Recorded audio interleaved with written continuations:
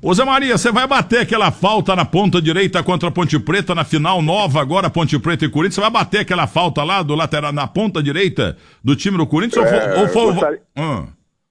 Gostaria muito, né? Mas hoje, infelizmente, é outra época, né? Eu acredito que o Fagner possa fazer isso, porque ele tem habilidade, tem condições, e a gente está nessa expectativa, né? De que aconteça o que aconteceu há 40 anos atrás. É uma outra realidade. Eu acho que a Ponte Preta na época era uma equipe muito bem tecnicamente, inclusive superior à nossa, mas hoje está bastante nivelado. O Corinthians tem uma vantagem e a gente espera que seja aproveitada essa vantagem. Este é Zé Maria Rodrigues Alves, uma das figuras mais queridas da história do futebol. Grande caráter, preparo físico absurdo. Ô Zé Maria, o que você está fazendo na vida, hein? Aquele abraço para você, bom dia. Eu que agradeço a oportunidade, é um momento único, né? A gente poder estar aí conversando novamente, na expectativa aí desse jogo. Hoje eu faço um trabalho na Fundação Casa, eu sou assistente de direção, temos a gerência, o Rubres, que faz um planejamento esportivo durante o ano todo, e eu tenho acompanhado essa molecada, tenho procurado dar aí oportunidades, tenho procurado aí estimular para que eles saiam desse caminho ruim, e do resto acompanhando a atividade esportiva, né? A gente nasceu e vai morrer praticamente dentro do esporte, é o que eu faço no momento. Zé Maria, quanto programa de rádio e televisão fizemos juntos nesses anos todos, Zé? Era muito bom, né, rapaz? Grande jornalista, grandes jogadores, um tempo ótimo, né, para se conversar nesse sentido. Hoje a gente tem um pouco de dificuldade, né? O nível está muito nivelado, os jogos, e a coisa está difícil. Mas foi muito bacana, foi uma história linda que a gente conseguiu fazer. Nós no esporte, vocês continuam ainda na imprensa. E pra gente isso é agradável, né? É agradável você estar vivendo esse final de vida, vamos dizer assim, com uma história boa lá atrás pra gente poder contar. Ô Zé, forte igual você sempre foi, você vai viver uns 190 anos. Se Deus quiser, eu faço pelo menos planejamento para isso, viver mais um pouco. Mas Deus sabe, né? Deus sabe quando deve levar. Eu acho que a gente tem que estar preparado na vida para viver. Agora, se acontecer, infelizmente, a gente tem que aceitar o que o homem lá em cima mandar. O meu amigo Edu, que nasceu no mesmo dia que eu, 6 de agosto, eu em 51, ele em 49, lá em Jaú, ele falou que ele não suportava só um lateral direito. Ele driblava todo mundo, até nos treinos na Vila Belmiro, ele acabava com o Carlos Alberto Torres, que era genial também. Mas jogar contra o Zé Maria é gelada. Ele fala até hoje que ele tinha medo de você, porque você chegava muito forte e driblar você era quase impossível. E o tanto que você é amigo dele também, né, Zé? Sem dúvida. O Edu, graças a Deus, nós somos vizinhos praticamente lá de nascimento, né? Eu sou lá do Lajeado, Botucatu, ele de Jaú. A gente começou cedo e tivemos essa amizade desde o começo, há mais de 50 anos. Hoje a gente ainda é amigo. Mas o Edu era o grande ponta esquerda da época, né? Eu sempre falei e continuo falando, ele era o melhor ponta esquerda do mundo, inclusive na Copa de 70 ele era o titular para nós, porque fez uma eliminatória em 68 maravilhosa. E o Edu era o cara que a gente temia, porque ele era, além da habilidade, ele era um driblador, e a objetividade que ele tinha, né? Então era difícil. O Edu, quando ele te driblava, ele já tinha a perspectiva de acionar alguém ou chutar pro gol. Então era um dos pontos mais difíceis que eu tive para marcar, pela objetividade. Agora os outros eram mais dribladores, davam chance da tua recuperação. E o Edu, além de sair na tua perna de apoio, ele ia direto pro gol. E era um sufoco, né? Eu me lembro do Vitão e do Luiz Carlos. E, poxa, Zé, hoje você não sai. Não sai porque aquele neguinho é complicado. E, poxa, a gente tem um respeito até hoje. O Edu é maravilhoso, é um grande amigo, um grande companheiro e um excepcional pai de família.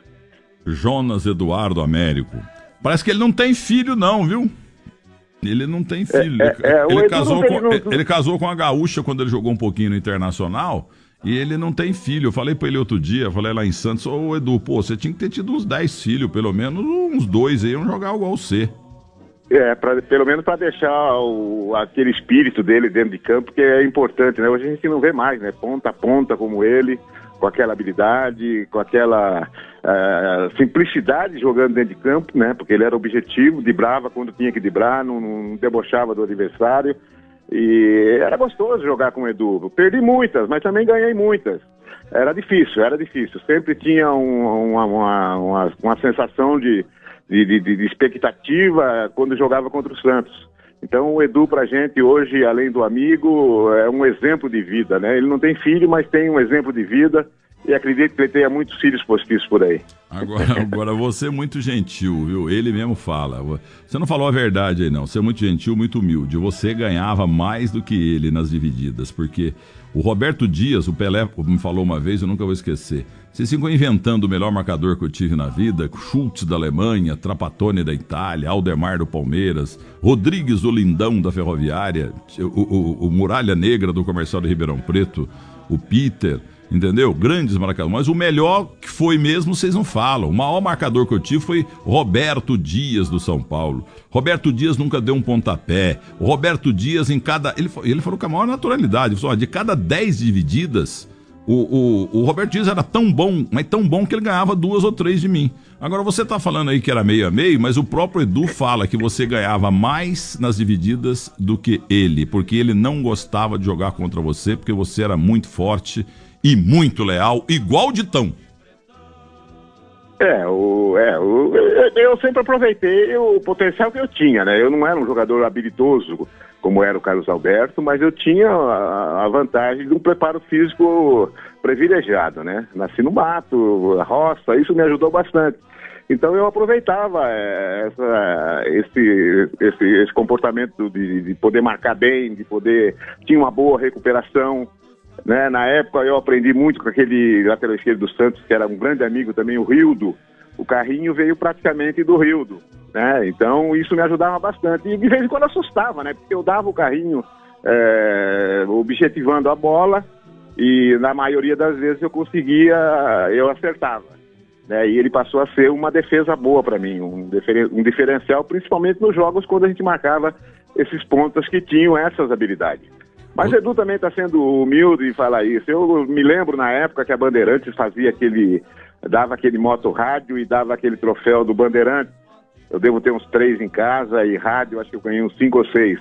E normalmente isso acontecia contra o Santos, né? O Edu ganhou mais que eu, com certeza, mas era um estímulo que vocês davam pra gente, nós jogadores, e ficava marcado na mente da gente. Puta, amanhã tem Edu, será que eu ganho moto rádio? Será que eu ganho aquele troféu Bandeirantes? Então isso a gente lembra e hoje vem agora na mente e é gostoso, né? A gente poder ter vivido aquele tempo, momentos maravilhosos, não só com aquela máquina que o Santos tinha, mas o Edu, que era um diferencial naquele time. Olha aqui, Zé Maria, olha que eu leio aqui, ó, no tal, não sei que fim que levou esse cara, Ronaldo Soares Giovanelli, aquele goleiro do Corinthians, não sei o quê, esse careca mala que eu vou dizer uma coisa pra você, viu? Ele escreveu aqui no meu Magnum aqui. Parabéns, Milton Neves. Que delícia ouvir de novo o Zé. Bela entrevista com o grande Zé da Fiel. Espetacular. Ronaldo Giovanelli. Porra, que legal, bacana, né? E o Ronaldo também foi o grande ídolo do Corinthians, né? Eu acho que foi um dos goleiros que mais partida fez, né? Ficou um longo tempo no clube, participou daquela reformulação do Corinthians, né? De conquistas, e é um sujeito maravilhoso. Eu já tive a oportunidade de encontrar com ele também na TV Bandeirantes, e o Ronaldo continua o mesmo, não mudou nada. É gente boa, gente fina, é um cara que tem um futuro muito grande pela frente aí no meio esportivo. Ô Zé, mudou o cabelo, né? Bom, isso acontece, né? O meu, graças a Deus, ainda continua do mesmo jeito. Agora, eu na época, quando eu era menor, eu raspava a minha cabeça. Meu cabelo era raspadinho.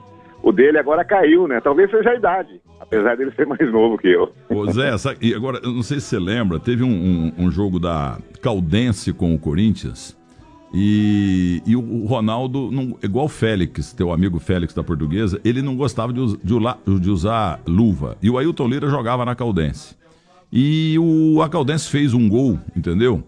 E o Ronaldo culpou a luva. Ele pegou, jogou as 2 luvas no fundo do gol. Aí teve um pênalti. O Ailton Lira que foi bater. O Ailton Lira, categoria máxima, bateu e o grande goleiro Ronaldo pegou. E ele, com a bola na mão, entrou dentro do gol para pegar as luvas. E o juiz deu gol. E o Ronaldo quis bater no juiz. Mas o Ronaldo era muito burro, Zé Maria. Não, é brincadeira. O Ronaldo é um monstro, né?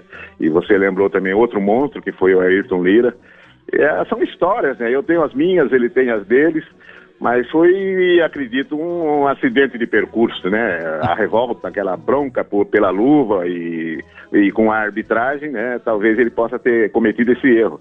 São erros que a gente releva e hoje, pelo menos, sirva de exemplo para os futuros goleiros. A TV Muzambinho, canal 16 UHF, está recuperando essa imagem que eu vou colocar no terceiro tempo para mostrar para ele. Ô, Ronaldo, você não pode entrar dentro do gol para buscar a luva com a bola na mão. É gol, pô. Você é muito burro.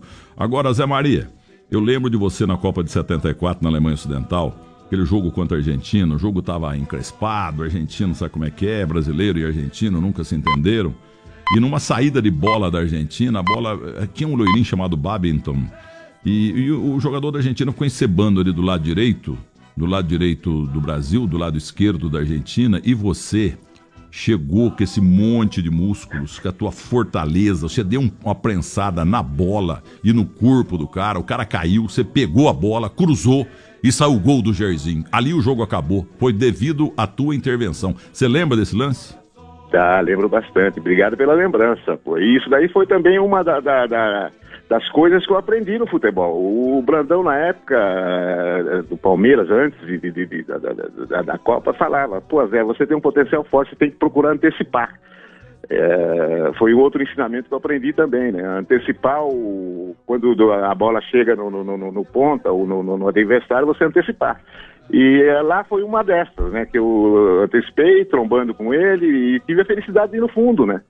Que também era um básico do lateral, ir na linha de fundo e fazer cruzamento. E eu fui muito feliz, peguei o Jair numa posição maravilhosa, ele fez aquele gol, que pra gente foi um estímulo para a sequência daquele campeonato, e acabamos perdendo para a Alemanha. Mas foi um gol que até hoje marca e o pessoal relembra, você está relembrando agora. Eu fico muito feliz porque a gente fez muita coisa boa. Aquela seleção não agradou, mas a gente parou na melhor seleção da Copa, que foi a Holanda.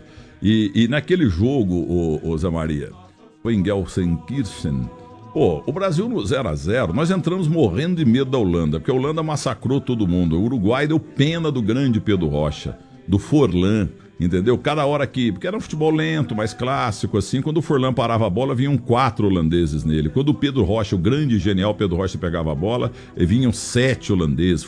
Porque eu sou do tempo, na minha Botucatu, que é Muzambinho, que 2-1 era falta, não sei se você lembra disso. Aí a Holanda em 74 inventou 10-1 e não era falta. Agora, no 0-0, Zé Maria, nós perdemos 2 gols absurdos, pô, o Jairzinho e o Paulo César Caju. Eles estavam com medo da gente, dava pra ganhar aquele jogo, mas perdemos 2 gols e aí depois o Cruyff acabou de matar. O Neskens fez um gol sem querer, aquele gol foi sem querer, o Leão sempre me fala isso. Na verdade nós fizemos isso mesmo, nós tivemos grandes oportunidades no início do jogo de fazer aqueles gols que precisávamos, e a Holanda falou, poxa, o bicho não é como a gente pensava, né?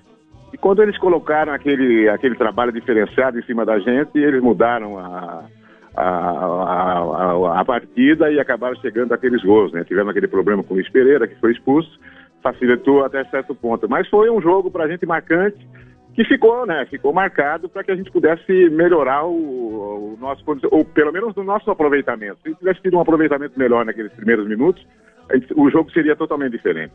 O Carlos Alberto Torres, teu contemporâneo, teu amigo, ele foi o maior lateral da história. Essas eleições que começou com a revista Placar. Escale a seleção de todos os tempos de tal time.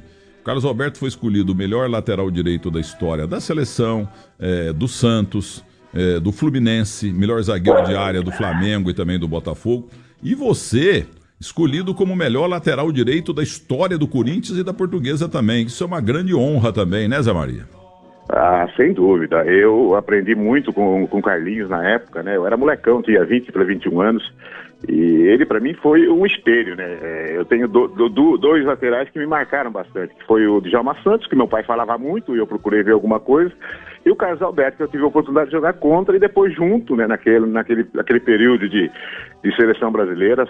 Eu fui praticamente reserva do Carlos Alberto na seleção brasileira de 68 a 74 praticamente, né? Que ele machucou o joelho em 72, foi onde ele me deu a grande oportunidade. Então, O Carlinhos, para mim, é o cara que revolucionou a função do lateral, né? Porque ele, além de marcar a categoria que ele tinha, essa passagem do lateral pelo ponto, aquele buraco que ele aproveitava, poxa, pra gente foi um ensinamento muito grande. Deixa a saudade bastante grande pra gente. Ô Zé Maria, tem uma foto da tua vida, na sessão que te levou do meu portal, tenho lá trocentas fotos de você na Portuguesa, na seleção, você no Corinthians, mas tem uma foto, infelizmente eu não sei o nome do fotógrafo, né? Poderia ser o histórico Domício Pinheiro e tal, mas é uma foto muito feliz, que mostra você jogando pelo Corinthians, você suado e você ensanguentado. Que jogo foi esse? Por que saiu tanto sangue ali? O que aconteceu? Que jogo foi esse? Em que ano mais ou menos que foi? Esse ano foi uma final contra a Ponte Preta em 79, né? Uma jogada de ataque da Ponte, um escanteio. Eu subi de cabeça com o Juninho, que vinha para tentar fazer o gol, e na dividida eu tive uma lesão na testa. Na época você podia voltar a jogar, saí, fui socorrido fora de campo e voltei. Mas aí sangrou, eu acabei não terminando aquele jogo, mas marcou. E ficou uma foto histórica. Esse cara foi muito feliz, porque o próprio clube reaproveitou essa fotografia, fez uma reapresentação dessa nova camisa, que hoje muitos torcedores usam, e ficou marcado, né, com o sangue corintiano. Isso para mim é gratificante, é maravilhoso. E hoje eu participo, inclusive, dessas doações de sangue com essa camisa. Então ficou uma marca histórica, não só para mim, mas também para o clube. E olha a outra do Ronaldo, que está emocionado ouvindo você. O Ronaldo Soares Giovanelli, ele tem eu tenho no meu escritório na Paulista a Sala Santos Futebol Clube. Ele tem na casa dele a Sala Esporte Clube Corinthians Paulista. E ali tem grandes fotos, é claro, da vida dele, defesas, etc. E tem essa foto você ensanguentado. Ele te ama, o Ronaldo. Poxa, isso é bacana. Eu fico muito feliz em saber disso. Porque o Ronaldo, a gente viu praticamente o Ronaldo crescer, né? Eu estava já indo para finais de carreira e o Ronaldo estava surgindo no Corinthians como um grande goleiro. Então, poxa, isso marca na minha vida. Eu fico muito feliz. Um grande abraço ao Ronaldo. Ronaldão, pra frente sempre, garoto. Muito obrigado, hein? Ê, boneco da Michelin, hein? Esse Ronaldo Soares Giovanelli, casado com a Roberta. Olha aqui, ó, o negócio é o seguinte, eu faço muito evento corporativo ali no NMB, no Centro de Exposições e tal. Agora, quando tem APAS, eu vou muito lá. Eu vou lá umas 2 vezes por mês, contratado por grandes empresas. E eu passo ali na Marginal do Tietê, indo, ou mesmo voltando lá do outro lado, eu olho lá do outro lado, até aquele distintivo que eu gostava tanto da Portuguesa quando eu juntava figurinha. E eu passo ali, rapaz, e você nota claramente que a coisa tá abandonada. Então eu queria, até muda o hino aí, viu, o Nelson Volto? Queria que você botasse o hino da Portuguesa. Porque a Portuguesa foi a Lins e trouxe Leivinha. Foi a Botucatu e trouxe o grande Zé Maria Rodrigues Alves, entendeu? E jogadores importantes lá nos anos 50 também no Rio Grande do Sul, como o Gessi, um meia do Grêmio que jogava muita bola, veio também para a Portuguesa. A Portuguesa contratava grandes jogadores, trouxe o Ipojucã do Rio de Janeiro, entendeu? É uma coisa linda a história do Félix, do Orlando Gato Preto, o Jair Marinho, entendeu? Aquele time de 64 que não ganhou o título do meu Santos porque o Armando Marques não deu um pênalti do Ismael no primeiro tempo no Ivair, o Príncipe, ponta esquerda. O time tinha Orlando Gato Preto, Jair Marinho, Ditão, Wilson Silva e Edilson, Pampolini e Nair, Almir, Henrique Frade, Dida e Ivair, técnico Aimoré Moreira, presidente Zé Bizarro da Nave, que vendeu o seu passe para o Corinthians, e o ponto esquerda era o Ivair, o Príncipe. Ele teve que ir para a ponta esquerda porque a dupla do Flamengo, Henrique e Dida, era uma dupla fixa.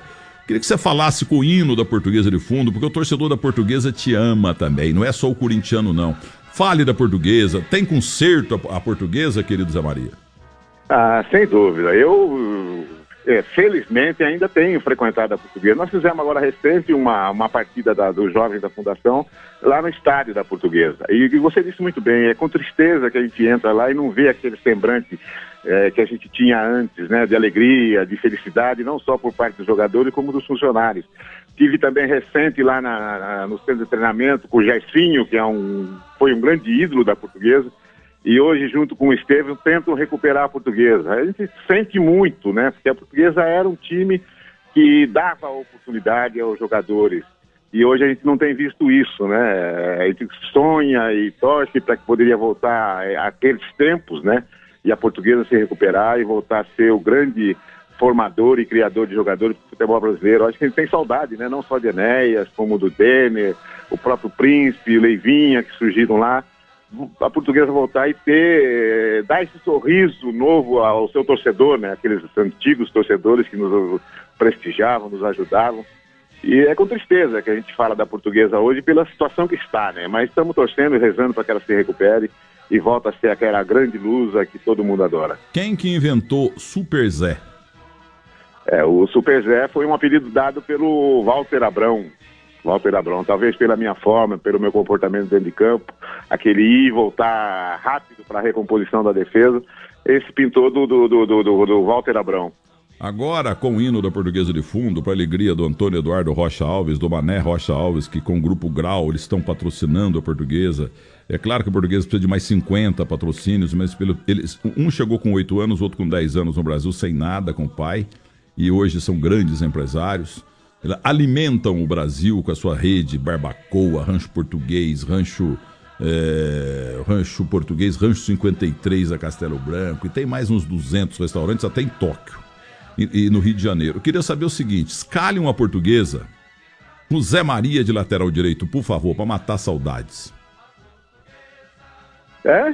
Quem era o goleiro? Era o Orlando, era goleiro.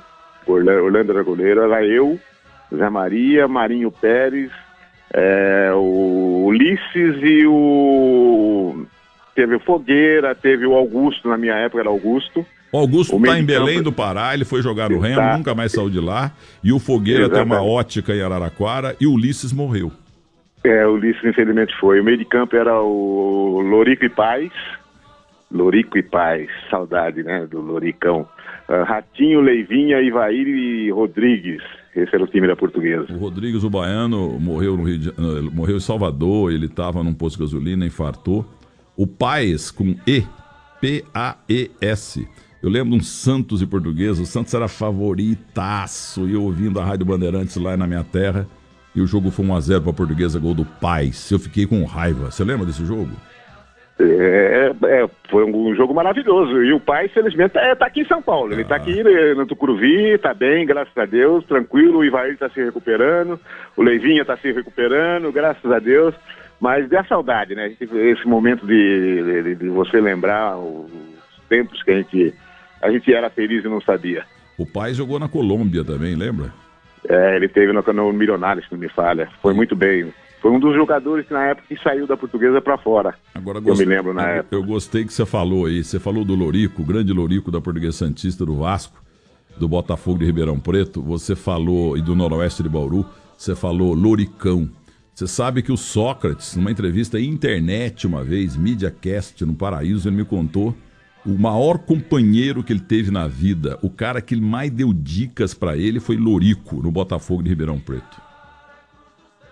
Porra, eu fico feliz porque o Lorico na época também ele já era veterano e ele procurava estimular nós que estávamos começando, o Leivinha que estava bem melhor, e o Lorico tinha assim esse senso de camaradagem com os companheiros e me ajudou bastante também no início da minha carreira. Agora o Ratinho, coitado, ponta direita baixinho, perna grossa, ele estava numa estrada lá do estado dele, Santa Catarina, com a esposa, filha e 2 netos. E bateu de frente num caminhão, morreu todo mundo, você sabia disso? Há muito tempo eu não vejo o Ratinho. Nossa senhora, o Ratinho era um belo ponta, né, rapaz? Tinha uma velocidade monstro, depois teve a oportunidade no São Paulo também, jogou um pouco no São Paulo. Eu fico triste em saber que o Ratinho, infelizmente, não faz parte mais do nosso mundo aqui embaixo. Faz uns 15 anos que morreu o Ratinho. Ele me mandava muita foto pro meu portal. Os primeiros que me ajudaram quando eu comecei a mexer com esse negócio de preservar a memória esportiva, tem uma super página do Super Zé lá também, foram Julinho Botelho, que foi pessoalmente no meu escritório. Eu tinha uma salinha alugada lá na Avenida Paulista, ele foi levar as fotos dele, fotos papel, fotos relíquia dele lá da Toscana, em Firenze. Ele fez questão de levar. Esse Julinho Botelho, não sei se você chegou a pegar um pouquinho dele lá na Portuguesa, porque ele continuava frequentando a Portuguesa, Juventus. Esse cara foi uma das figuras mais notáveis da história do futebol. Porque hoje, ô Zé, tem jogador, entre aspas, que se puder mata o outro da posição. Eu vi o carinho que você falou do Carlos Alberto Torres e falou, eu fui reserva dele, que é o maior orgulho, né? E você foi no 74 porque ele machucou, mas você teria ido como segundo lateral direito. Agora, o Julinho Botelho, ele estava tão bem e pela época ganhava tanto dinheiro lá na Fiorentina, que ele mandou um telegrama. Alguém precisava achar esse telegrama lá na CBD, na CBF. Ele mandou para a CBD um telegrama dizendo, eu não quero ir para a Copa da Suécia, não. Em 57, 58. Tem um menino aí que está começando esse Garrincha, deixa ele jogar. Eu já joguei na seleção, eu já ganhei dinheiro, tô rico aqui na Itália, então vamos dar chance pros moleques. Quer dizer, você imagina que comportamento desse sujeito, hein, Zé Maria? Sem dúvida. O Julinho, eu tenho que agradecer a Deus, né? Porque eu tive esses nomes que você citou e eu tive a felicidade e o prazer de não só jogar com eles, mas conviver com eles, né? Com o Julinho, com o Servílio, com o Gerson, com o próprio Carlos Alberto, com o Negão, o Pelé, né? Que todo mundo fala, mas não conhece ele profundamente, como ele era. O tratamento que ele nos deu lá em 70 foi maravilhoso, o estímulo que ele nos deu foi maravilhoso. Então esse pessoal todo que você falou aí, Pedro Rocha e Dias, Jurandir, eu tive amizade com eles, né? Da gente tomar aquela cervejinha tranquila depois de um jogo. Então, poxa, você nos traz aí uma alegria poder reviver esses momentos que a gente passou junto, né? Então, era uma outra época, né? A cabeça dos jogadores era diferente, o objetivo era um outro, né? Era de servir principalmente o próximo, eles sempre nos ajudavam. Então, eu aprendi com eles muito. Hoje eu faço um pouquinho disso também por causa deles. Eles me ensinaram a ser gente, a ser homem e a saber respeitar os outros. E isso, eu acho que, além do meu pai, né, que me deu essa educação, eu procuro fazer até hoje. E a gente não desaprende, né? A gente procura sempre melhorar. Eu lá no Detran, onde eu trabalhei muito tempo, eu adorava ouvir as histórias do Alberto, um lateral direito da Portuguesa Santista, do Luiz Carlos Feijão, meu grande amigo, os dois já morreram, o Servílio de Jesus Filho, que era despachante lá também, do Zag, entendeu? O Zag, eu não acho o Zag tá vivo na Rua Piratininga, mas não manda foto, não atende telefone, o Zag tá meio esquisito, entendeu? E ali, uma vez o Servílio me contou o seguinte, que eu falei passando agora mesmo, Zé Maria, do Ipojucan, que veio do Vasco pro Canindé. Ele já velho, ele era técnico da molecada lá e foi técnico do Basílio. E ele ensinava a molecada como chutar. Então o Basílio fala até hoje que ele nunca viu na vida um sujeito bater na bola como batia Ipojucan, que era uma coisa maravilhosa. Cada jeito, pé direito, pé esquerdo, se a bola vinha do lado direito, vinha do lado esquerdo, se vinha no alto, matar no peito, descer, chutar, bater falta. Que o Ipojucan foi a coisa mais perfeita que ele, Basílio, viu na vida em matéria de se bater na bola. Por aí, isso, eu fico feliz porque ouvindo do Milton Neves essas informações que eu não tive, né, engrandece porque o respeito que a gente teve por aqueles que já se foram continua sendo o mesmo, né? Eu me lembro do Servílio, depois que ele parou, ele mexia com documentação de carro, o Feijãozinho também mexia com esses negócios, e a gente se encontrava de vez em quando lá na Baixada, e era muito gostoso, né? Eu não sei se hoje esses jovens atletas hoje fazem o que a gente fazia antigamente. Eu lembro da festinha que o Ditão promovia em Guarulhos, e no Guarujá, ali em Copoúva, um reencontro com um lindo grande zagueiro de São Paulo. Então ia pessoal de quase todos os times, Mirandinha, enfim, era uma confraternização na folga que a gente tinha. Então você falando isso me faz voltar lá atrás, né, e lembrar esses grandes acontecimentos que na época tinha. Eu me lembro que o pessoal de Santos subia, o Coutinho, o Lalá, aquele pessoal estava sempre aqui em São Paulo fazendo alguma coisa e sempre nos convidava. Então isso é marcante e com certeza engrandece não só o que você está falando, mas esse memorial que você tem aí relembrando esse pessoal. Esse pessoal foram muito importantes para que o futebol brasileiro vivesse como está hoje e a gente espera que melhore a cada dia. Servílio de Jesus Filho, eu falava, Servílio, nunca gostei de você, você fazia muito gol no Santos. Mas eles deixavam, o que eu podia fazer? Servílio, despachante no Detran, era uma figura maravilhosa. Eu tenho uma última colocação para você, mas antes uma pergunta do homem que o localizou. Frank Fortes, o maior jornalista do Brasil. Até porque estive com o Zé Maria na sexta-feira, graças a Deus tive o privilégio de ficar algumas horas discutindo futebol com o Zé num evento aqui em São Paulo, no Fute Encontro, ali no Shopping Plaza Sul, e foi muito gratificante para mim também como jornalista poder ouvir e conhecer um pouco mais. E a educação dessa lenda? Sim, demais.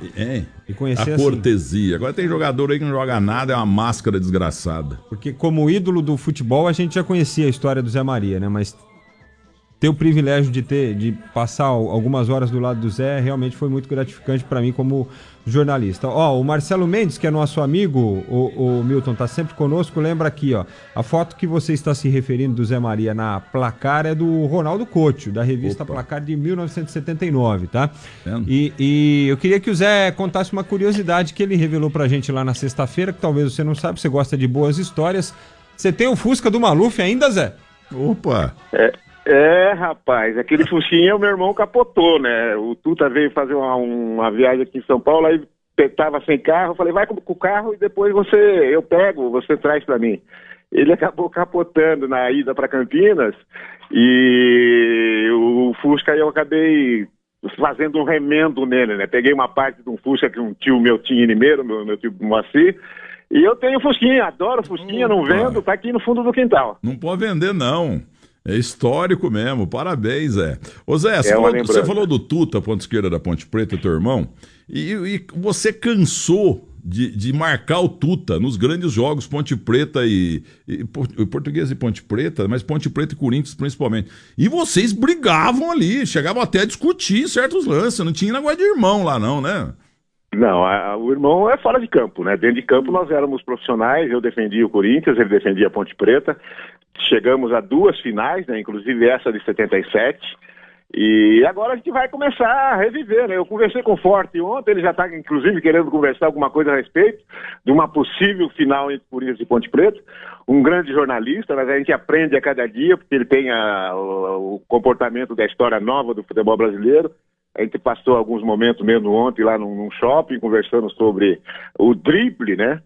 E a gente falou muito da habilidade que se tinha antigamente, e ele falou da realidade de hoje, né? Que é um futebol mais técnico, é um futebol mais administrado pelo treinador. Na época não, era um jogo criativo, né? O jogador que criava. E foi muito bacana. Fortão, um grande abraço, hein? Obrigado aí por ontem. E a gente vai estar junto aí mais vezes, se Deus quiser. Se Deus quiser. O Zé é uma figura fantástica mesmo. E conversando com ele, essa simplicidade a gente percebia que ele tinha dentro de campo também. A gente falou quando era um dos melhores laterais do mundo, era humilde do mesmo jeito. Agora tem um Zé Mané por aí que eu vou te falar. A gente falou tanto de objetividade, né, Zé, como sendo o primordial quando você tem um lance plástico como é o drible, né? E o Zé tinha essa objetividade também, apesar de ter que marcar os caras que iam pra cima, né, Zé? A gente jogava sério, né? Jogava firme, jogava duro, o objetivo era sempre ganhar a bola. De vez em quando você dava um raspãozinho, acontecia, mas fazia parte do jogo, né? E a gente se respeitava muito, isso que era o mais importante. Ô Zé, você sempre foi muito, muito forte e muito leal. Agora, quem era muito forte e muito leal, também o Ditão. Geraldo Freitas do Nascimento, não confundir com o irmão dele, o outro Ditão, Gilberto Freitas do Nascimento. Você vê como é que o futebol era... O Brasil era campeão do mundo já 2, 3 vezes. Fizeram uma convocação lá na CBD e convocaram o Ditão. Aí o cara que estava datilografando a lista, porque o técnico botou só o nome da turma, né? Como é que chama o Ditão aí, hein? Alguém falou lá, Gilberto Freitas do Nascimento, porque era back do Flamengo. Errado. Convocaram o Ditão errado. Entendeu? Porque o Ditão bom era o Ditão da Portuguesa e do Corinthians, não o Ditão do 15 Piracicaba, do Cruzeiro e também do time do Flamengo. Aliás, eu não consigo achar é o único que está vivo aí dos irmãos, viu? Porque o Flávio aqui morreu no ABC, morreu o Adilson, morreu o próprio Ditão. E eu queria falar para você do Ditão o seguinte, ele morava aqui em Guarulhos, como você falou, numa casa do Adilson. E ele estava separado, ele estava sozinho e ele infartou lá e morreu. Ele morreu e ficou 2, 3 dias, ou 4, pouco menos, um pouco mais, lá dentro. E devido ao mau cheiro, os vizinhos chamaram os bombeiros, arrombaram a porta e estava lá o Ditão morto. Foi uma coisa muito triste, né? Quer dizer, a morte dele, e muito triste, porque é um cara muito gente boa, mas da forma que morreu, né, ô Zé Maria? Sem dúvida. Eu, inclusive, estive lá acho que logo depois que eu soube, ele estava ainda dentro de casa. Foi triste por aquele monstro que ele foi, não só como gente, mas como jogador.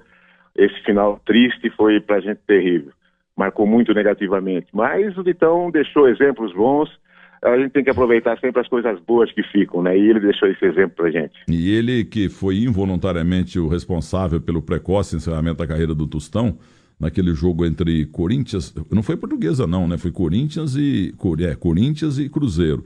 E é verdade que ele se culpava sem ter nenhuma culpa. Quer dizer, estourou uma bola e calhou de ir lá na cabeça do Tostão, no olho do Tostão, descolamento de retina e tal.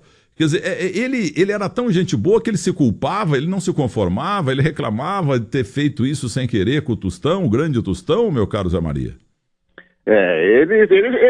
Infelizmente, quando acontece esse incidente dentro de campo e leva a um prejuízo grande, como foi do caso do Tostão, que ficou tempo, inclusive o trabalho que o Tostão fez para se recuperar e participar daquela Copa de 70 foi um negócio incrível, né?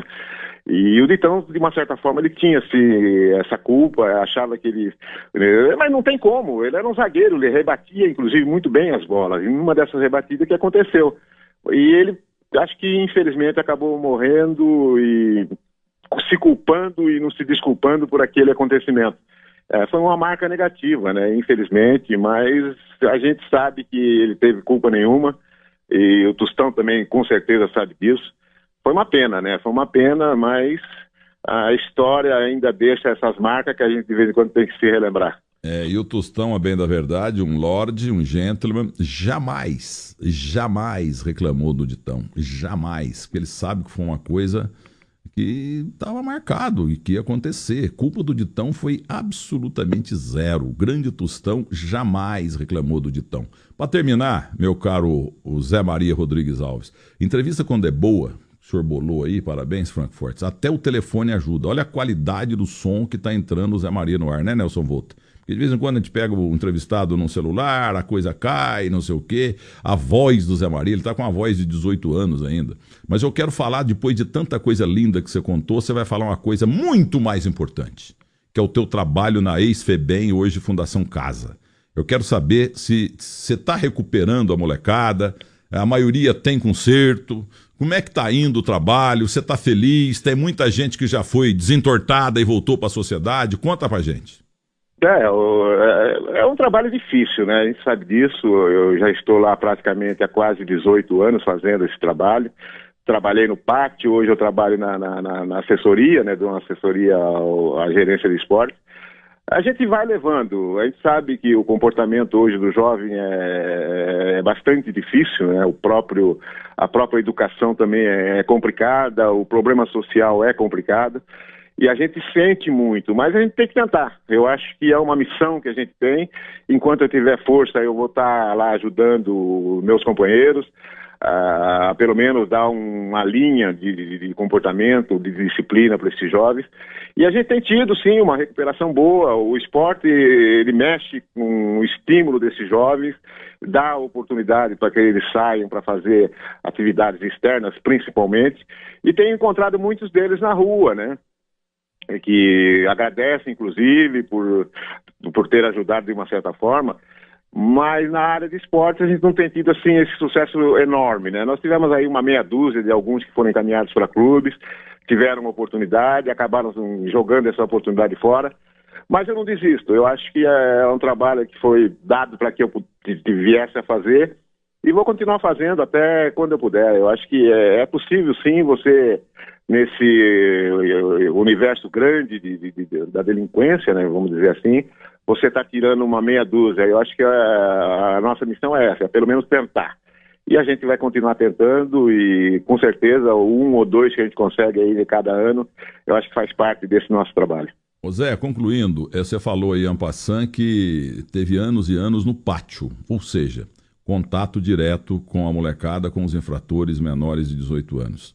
É claro que eu não vou perguntar para você qual o crime que cometeu cada um, mas o maior, o primeiro maior, o segundo maior, problema que essa molecada arrumou, a ponto de ter ido para a ex-FEBEM, agora a Fundação Casa do Geraldo Alckmin. Me conta para mim, o que eles mais fazem de errado? É tráfico de entorpecente, de maconha? Com certeza. E eu acredito que essa onda da droga tem desviado muitos jovens do bom caminho. E lá a gente percebe que é exatamente isso, né? Além deles utilizarem esse artifício da droga, né, eles acabam indo para um crime mais pesado. Mas, sem dúvida nenhuma, o percentual de droga é grande, né, no uso desses jovens e acaba os levando para a fundação. Infelizmente, a droga tem sido o grande veneno desses jovens. É a maldita cocaína. Eu devia saber, mas não sei. Vou perguntar para você. O moleque tem 15, 16, 17 anos, comete um crime. Você vê que o Datena não fala que o moleque foi preso, fala que o moleque foi apreendido.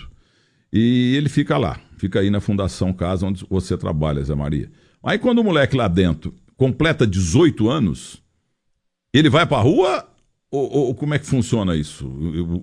Existe uma reciclagem, né? Ele é pego, ele vai para uma unidade aqui no Brás, é feito ali uma triagem e dependendo do peso do crime, ele é conduzido para uma das unidades, né? Hoje, infelizmente, eles são levados para a região praticamente onde ele mora.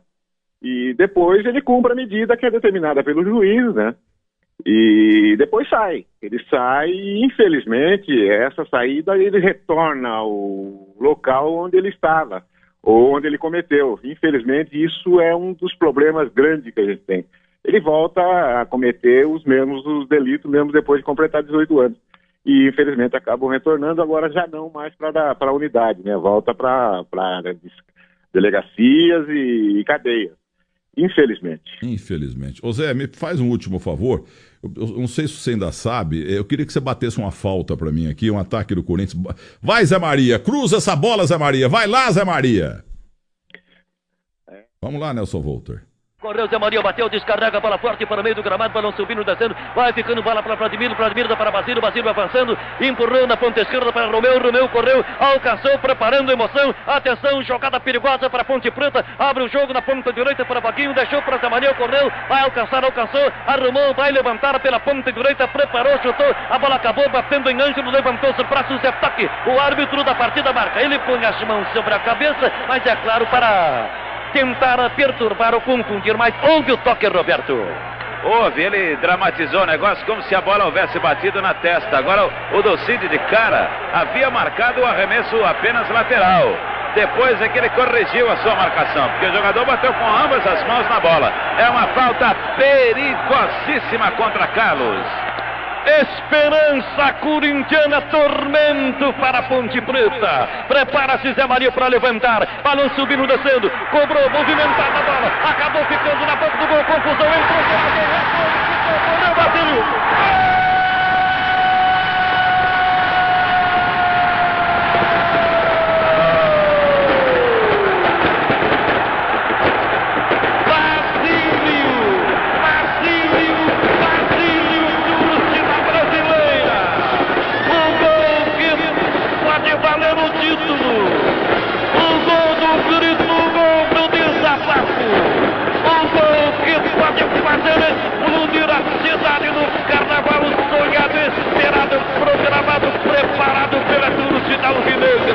Houve uma confusão tremenda, a torcida brasileira. A bola chegou a bater no poste e voltou. A bola bateu na defesa e voltou. Basílio ali na boca do gol, não perdoou, castigou. Basílio para a história, a torcida brasileira. Todo mundo gritando, todo mundo cantando, gente chorando, gente rindo, gente festejando. Os foguetes estouram no ar, a fumaça ofusca tudo, mas não ofusca a grande alegria da torcida corintiana. O tempo passa, 36:45 desta etapa final. Demorou, torcida brasileira. Basílio Basílio, número 8. 1 para o Corinthians e 0 para a Ponte Preta. Na grande final, o gol que pode valer o sonhado campeonato. O gol que pode produzir o grande grito. Para correndo, Ponte Preta saiu, recuperou o time corintiano. Ei, Zé Maria, você continua cruzando bem, hein? Momentos de emoção, né? Roberto Silva, Fiore Gilhote, que legal, que bacana. Muito obrigado, muito obrigado, muito obrigado mesmo. E vamos sonhar com isso novamente, né? Pelo menos tá pintando, se acontecer, se Deus quiser, é o homem lá em cima que sabe. Quem sabe mais uma vitória nesse quilate. Será importante para o clube, será importante para todos nós. Já está decidido. Afinal, de novo, Ponte Preta e Corinthians. O Corinthians joga em casa hoje com 2-0. Agora, Zé, não tem ninguém escutando mesmo, mas olha aqui, ó. O Ângelo, que jogou porque tiraram o Odirley daquela final, mas ele não fez a falta que o senhor cobrou. Tanto é que o do Cid Vanderlei Bosquilha não deu. Foi o bandeirinha corintiano ali que falou, não. Ele não fez a falta. Eu estive com esse Ângelo um dia e ele fala até hoje que ele não fez ali. E o senhor que cavou tudo ali. Aliás, o Fiore Gilhote, nesses lances aí, fala Zé Maria apareceu umas 18 vezes, né? Porque você não era um lateral, você era ponta direita também, né? Mas não foi falta. Ninguém tá escutando. Confesse que o Ângelo não pôs a mão na bola. Com certeza. Isso aí eu até hoje enxergo perfeitamente. Eu fui tentar o cruzamento, a bola bateu na mão dele. O dos Quila não tinha dado nem o Bandeira. Eu berrei e ele acabou apitando. Mas a bola bateu na mão do Anjo, tenho certeza absoluta. Esse peso na consciência eu não vou levar nunca. Sabe o que é, Zé Maria? Que eu sou sempre contra o Corinthians, entendeu? E nessa final agora, Corinthians e Ponte Preta, que já está decidida, eu vou torcer muito pra Ponte Preta, mas aí tá o perigo, né? Porque, pro céu de Campinas, porque eu sou pé frio, eu falo uma coisa, acontece outra. Ô Zé Maria, eu vou dizer uma coisa pra você, viu? Eu tô entrevistando gente desde 1972 no rádio aqui em São Paulo. Essa hoje foi uma das melhores de todos os tempos. Que figura maravilhosa que é você. O raciocínio seu, a qualidade do som, a sua simpatia, a sua humildade, a sua lembrança, sua voz, sua paz, sua calma. Que bom ouvir você, Zé Maria. Eu sempre fui... Eu nunca gostei de você porque você ganhava muito do Edu, entendeu? Mas você é maravilhoso. Eu só tenho que agradecer. Agradecer a essa oportunidade. Eu acho que é um momento único, né? Uma expectativa grande do torcedor corintiano. Eu acho que o que você é pelo Santos, eu continuo sendo pelo Corinthians, né? Vamos torcer contra novamente hoje. Você torce para a Ponte, eu torço para o Corinthians. Mas a vida continua. Você me dá uma oportunidade muito grande, né? De poder bater esse papo tão agradável, tão gostoso, nesse domingo maravilhoso. E eu fico feliz porque ontem tive um prazer lá com o Forte, lá no shopping, hoje eu falo com você, e a vida continua. Eu agradeço a Deus por me dar essas oportunidades, né, de poder estar batendo papo, estar falando um pouco da gente, um pouco da vida que a gente viveu, relembrando amigos. Eu acho que isso faz parte da vida da gente. A gente já passou dos 60, né? Então agora é gostoso, é agradabilíssimo reviver esses momentos, de poder ouvir histórias, de conhecer novas histórias, né? Você falou algumas coisas que eu não conhecia, do Julinho, do próprio Ditão, que a gente conviveu junto. Então isso pra gente é gostoso, agrada, eu acho que faz um bem pra alma da gente. Muito obrigado, viu? Ô Zé, infelizmente Botucatu só deu um Zé Maria pra nós, devia ter dado uns 500. Um grande abraço pra você, viu? Eu que agradeço a oportunidade, agradeço os amigos, agradeço os torcedores de modo geral, e vamos torcer e pedir para que o torcedor abrande, né? O torcedor vá ao estádio para torcer simplesmente para sua equipe e que a gente possa ter momentos maravilhosos ainda pela frente. Grande abraço. Muito Valeu, obrigado. Zé. Que coisa maravilhosa, né? Brincadeira não. Zé Maria devia ser padre também hoje, né? Um homem bom.